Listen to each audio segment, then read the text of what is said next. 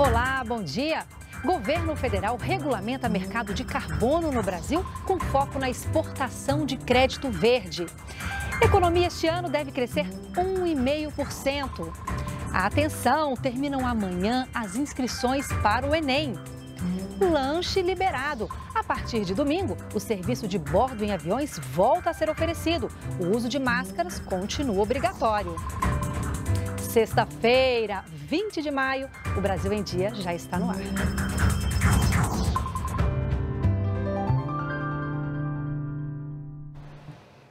Oito horas da manhã, estamos ao vivo também pelas redes sociais. As inscrições para o Enem deste ano terminam amanhã. Pela primeira vez, o pagamento da taxa de R$ 85 pode ser feita por meio do Pix. Ao vivo, o repórter Glauco de Queiroz tem as informações. Glauco, bom dia para você.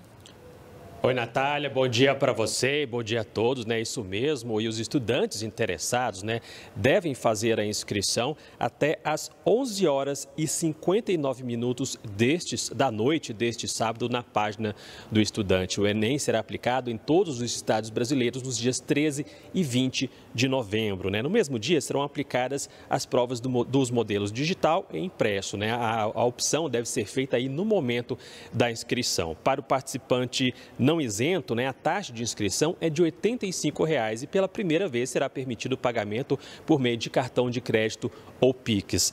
A estudante Gisela Barreto, né, de Aracaju, Sergipe, preferiu usar o Pix. Vamos conferir o que ela achou. Esse ano, o Enem conseguiu disponibilizar a opção de fazer o pagamento da inscrição pelo Pix, o que, no meu ponto de vista, foi maravilhoso, porque até ano passado, você conseguiria pagar pelo boleto ou pelo cartão, o que eu paguei pelo boleto, então minha experiência pelo boleto. O meu foi tranquilo, só que eu já vi gente que teve que pagar no último minuto do prazo e às vezes o boleto não conseguia ser processado no tempo certo. Ainda gera um sentimento de angústia, que é a última coisa que o estudante precisa nesse momento. Além do que, com o Pix, é aquele negócio que você não consegue esquecer de pagar o boleto. Então, eu achei maravilhoso, eu achei super prático, super fácil de fazer. A economia brasileira deve crescer 1,5% neste ano. Essa é a estimativa do Ministério da Economia, que divulgou também as projeções para a geração de emprego e inflação até 2026. Anos atrás. Os dados foram apresentados de forma virtual pela Secretaria de Política Econômica. A expectativa de crescimento do Produto Interno Bruto brasileiro para este ano foi mantida em 1,5% e a partir de 2023 até 2026, o Brasil deve crescer 2,5% ao ano. Já a inflação oficial, medida pelo Índice Nacional de Preços ao Consumidor Amplo, IPCA, deverá atingir 7,9% este ano. Em 2023, o índice não deve ultrapassar os 3,6%. E de 2024 até 2026, a estimativa é que o IPCA fique em 3% ao ano. Em relação ao Índice Nacional de Preços ao Consumidor, INPC, que mede a inflação das famílias mais pobres e é utilizado para a correção do salário mínimo, a projeção aumentou, passando de 6,7% para 8,1% neste ano. A taxa de desemprego no primeiro trimestre deste ano registrou o menor valor dos últimos 6 anos, chegando a 10,8%, o que demonstra o reaquecimento do mercado de trabalho. De acordo com o ministro da Economia, as projeções positivas são baseadas na retomada dos empregos formais e no aumento dos investimentos privados em decorrência de privatizações e concessões. Estamos seguindo com a recuperação consistente. O Brasil está com um fiscal forte, o desempenho fiscal continua muito forte e bastante melhor que o desempenho fiscal de todos os países lá de fora. Quer dizer, tanto no G7 quanto nos emergentes, o nosso desempenho fiscal está bastante acima, confirmando as nossas expectativas que nós íamos surpreender. Um decreto do governo, publicado na noite de ontem, regulamenta o mercado de carbono no Brasil. Essa medida foi anunciada em Congresso, que discute o assunto no Rio de Janeiro. Cláudia Boiunga traz as informações. Cláudia, bom dia para você. Bom dia, Natália. Bom dia a todos. A medida cria um mercado regulado de carbono com foco na exportação de créditos, principalmente para países e empresas que precisam compensar aí a emissão de gases poluentes para cumprir suas metas de neutralidade de carbono. No mercado de carbono, países que não conseguem cumprir suas metas na emissão desses gases poluentes precisam comprar créditos de outros países. O decreto traz os conceitos de crédito de carbono, crédito de metano, unidades de estoque de carbono e o Sistema de Registro Nacional de Emissões e reduções de emissões e de transações de créditos. Isso deve contemplar produtores rurais brasileiros e os mais de 280 milhões de hectares de floresta nativa protegidas do país. Esse decreto foi anunciado aqui no Congresso Mercado Global de Carbono, que acontece no Rio de Janeiro. Começou na quarta-feira, acontece quarta, quinta e sexta-feira. Hoje é o último dia desse congresso, que tem cerca de 100 especialistas brasileiros e estrangeiros, diretores executivos de grandes empresas, líderes do país e do exterior. O ministro do Meio Ambiente afirmou que o Brasil já começou as negociações com outros países e que busca a integração para o mercado global de carbono. Vamos acompanhar na reportagem. Foi mais um dia de debate sobre políticas públicas que possam salvar o planeta.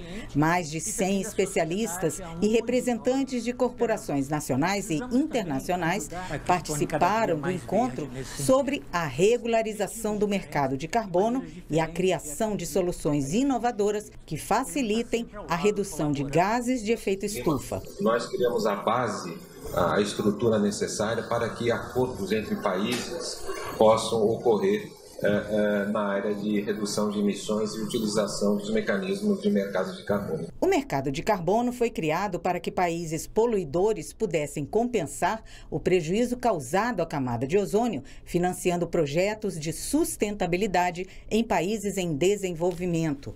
Para as Nações Unidas, trata-se de nivelar o jogo entre uma indústria nociva e o meio ambiente. It is about leveling the playing field so that emissions can be traded with environmental integrity. O governo brasileiro não quer perder a oportunidade de liderar as exportações de crédito de energia limpa, garantindo mais uma fonte de desenvolvimento ao impulsionar a economia verde no país. Nós já começamos negociações com alguns países. Nos próximos dias a gente já deve anunciar essas negociações. São negociações para começar esse mercado de forma bilateral, desenhar um bloco da América Latina, por exemplo, com alguns países que têm interesse, aí negociar com países árabes, europeus, claro, asiáticos, e montar esse modelo em bloco para no futuro integrar um mercado global total com todos os países dentro. E o presidente Jair Bolsonaro esteve nesta quinta-feira aqui no Congresso Mercado Global de Carbono. Eu acompanhei a visita dele. Vamos conferir na reportagem. Acompanhado do ministro do Meio Ambiente, Joaquim Leite, o presidente Bolsonaro plantou uma palmeira imperial no Jardim Botânico e seguiu para um almoço com empresários. E nesse ainda novo mercado da economia verde, que o Brasil desponta-se com uma potência inigualável.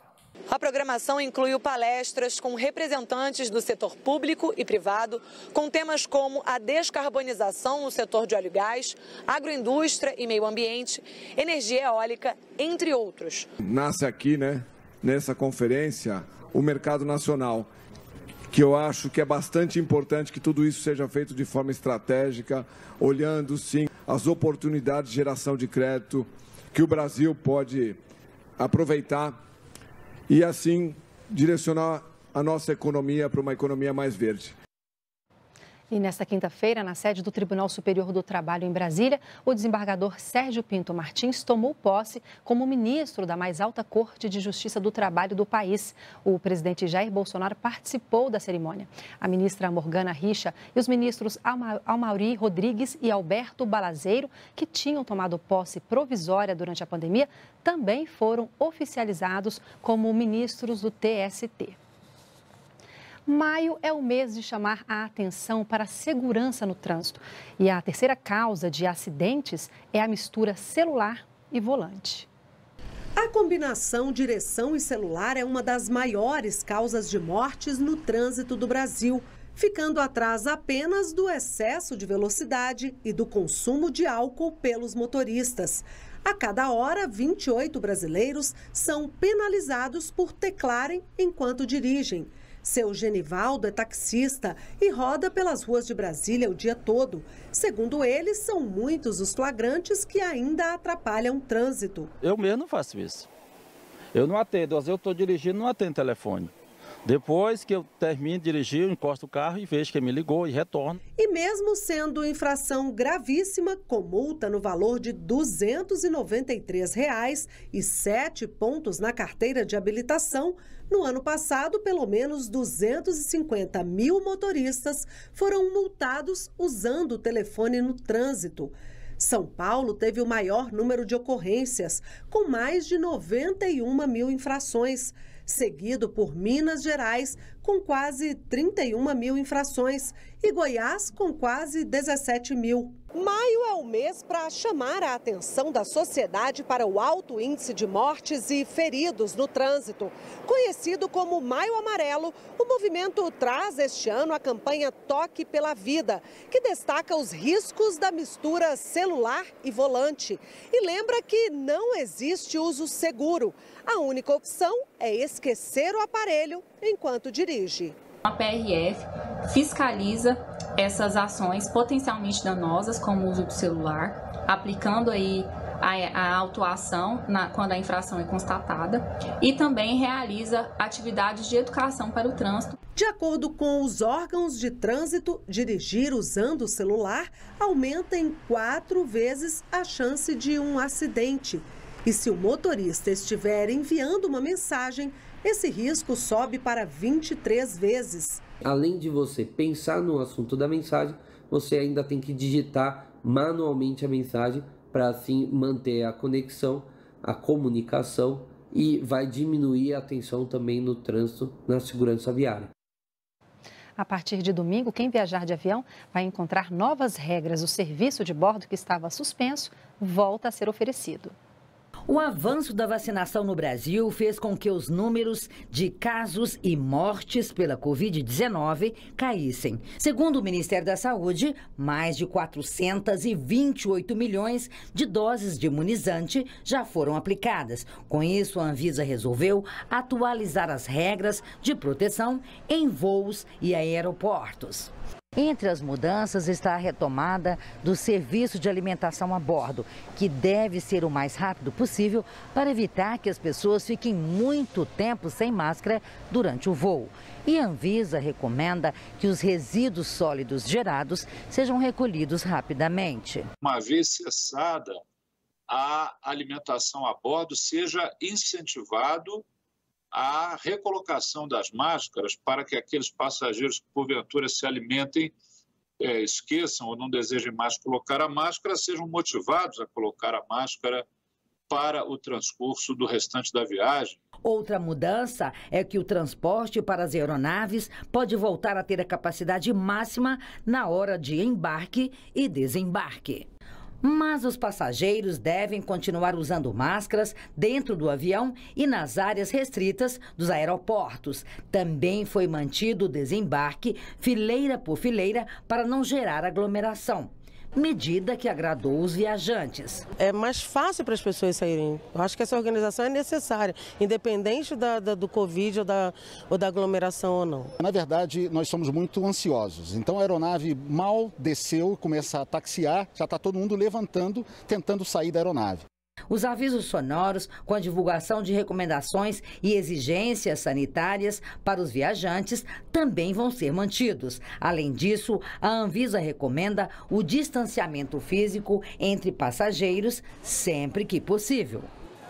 E a gente fica por aqui. Um ótimo fim de semana para você.